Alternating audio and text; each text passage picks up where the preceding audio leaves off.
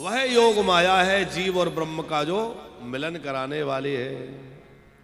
इसलिए सुखदेव जी यहां कह रहे हैं योग माया उपाश्रिता, क्योंकि जब राधा जी की कृपा होगी तभी जीव ब्रह्म को प्राप्त कर पाएगा। राधा जी की कृपा होगी तभी कृष्ण की कृपा प्राप्त होगी। बिना श्री राधा के कृपा के जीव को कृष्ण कृपा कैसे प्राप्त हो जाएगी। सेठ जी आगे कथा है कि गोपियां अपने अपने घरों से भागकर कृष्ण की शरण में आ गईं। तो कृष्ण की शरण में तो आ गईं, पर कृष्ण उनको छोड़ करके अंतर ध्यान हो गए, तो फिर भटकने लग गई। फिर उन्हें राधा जी के साथ में कृष्ण को पुकारा और फिर कृष्ण मिले, तो फिर परम आनंद हुआ, महाराज हुआ। इस लीला का भाव क्या है पंकज जी? इसका भाव यह है कि बिना श्री जी की कृपा के हमें भगवान मिल भी जाए तो पता नहीं कहां छोड़ के चले जाएंगे, कहीं छोड़ देंगे। लेकिन जब श्री जी के अनुगत्य में उनके आश्रय से भगवान मिलेंगे तो फिर वह भगवान हमें छोड़कर नहीं जाएंगे, फिर वह हमें हमेशा के लिए अपना लेंगे। हो सकता है कि बिना आश्रय के किसी प्रकार मिल भी जाए, लेकिन वह मिलन शाश्वत नहीं हो सकता, वह मिलन सर्वदा के लिए नहीं हो सकता, उसमें गड़बड़ होने के खतरा है। लेकिन यदि राधा जी की कृपा से आप ठाकुर जी तक पहुंचे हैं, राधा जी का आश्रय, श्री जी का, किशोरी जी का आश्रय ले रखा है, तो फिर ठाकुर जी आपका त्याग नहीं करेंगे। क्योंकि जो जो श्री जी के प्रिय हैं, जैसे हमने कल मोर पंख का उदाहरण दिया कि मोर पंख को श्याम सुंदर सदा सर्वदा अपने मुकुट में सजाए रहते हैं। क्यों? बोले ये राधा जी के पालित मोर का पंख है। तो जो एक पक्षी के पंख को भी इतना महत्व देते हैं सिर्फ इसलिए कि राधा जी के मोर का पंख है, ये सिर पर बिठा के रखते हैं, तो भैया हम जब राधा जी के चरणों से लग जाएंगे तो क्या हमें वो आश्रय नहीं दे देंगे, हमें चरणों में नहीं रख लेंगे?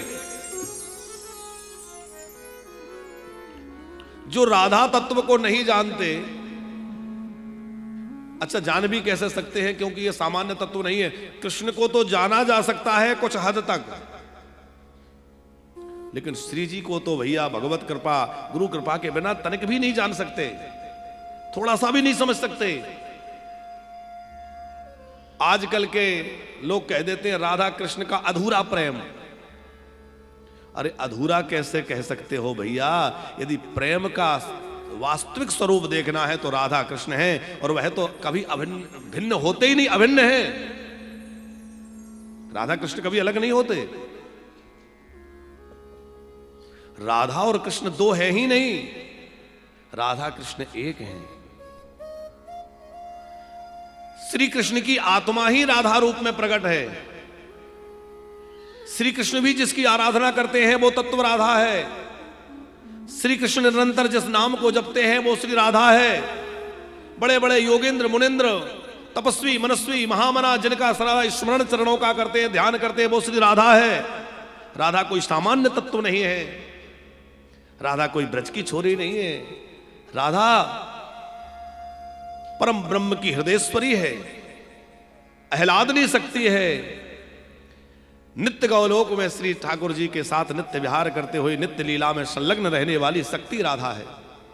वो तो ब्रजमंडल में प्रकट हुई लीला के लिए, ये बिछो हुआ लीला के लिए। लोग कहते हैं राधा और कृष्ण का विवाह नहीं हुआ। अरे विवाह की कथा तो भांडीर वन की है ही प्रसिद्ध, लेकिन उसके अतिरिक्त भी सेठ जी विचार किया जाए तो राधा और कृष्ण जब दो है ही नहीं तो विवाह कैसा?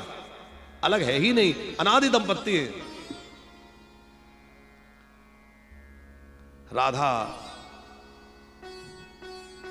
वो तत्व है जिसके चिंतन में बड़े बड़े योगेंद्र मुनिंद्र लगे रहते हैं। जो रसिक महाभाव हैं, जो रसिक महानुभाव हैं, वो राधा राधा राधा राधा जपते हैं, कृष्ण नहीं जपते। क्यों? बोले राधा राधा राधा राधा जपने से ही कल्याण होगा।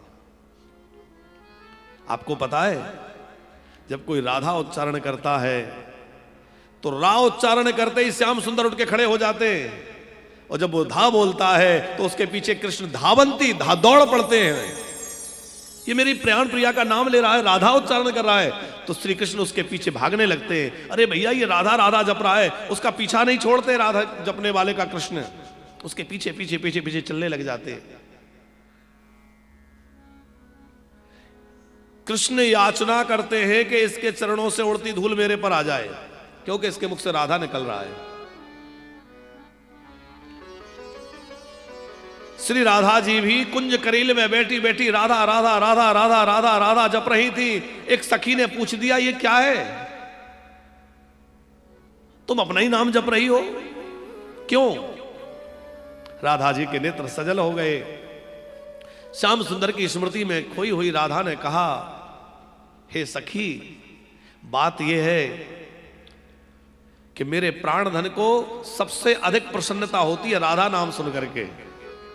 जब भी कोई राधा उच्चारण करता है वो आनंद विभोर हो उठते हैं, और मेरा तो एक ही धर्म है, उन्हें प्रसन्न करना। मेरा एक ही धर्म है कि वो प्रसन्न रहें। अब वो जब राधा नाम सुनकर प्रसन्न रहते हैं तो मैं राधा राधा राधा गाती हूं, ताकि वो नाम सुनकर के प्रसन्न बने रहे। उनकी प्रसन्नता ही मेरा जीवन है, मेरा सुख है। प्रेम में स्वसुख की गंध भी नहीं होती। जो प्रेम है उसमें स्वसुख नहीं हो सकता, कोई आग्रह नहीं हो सकता, दुराग्रह की तो संभावना ही नहीं है।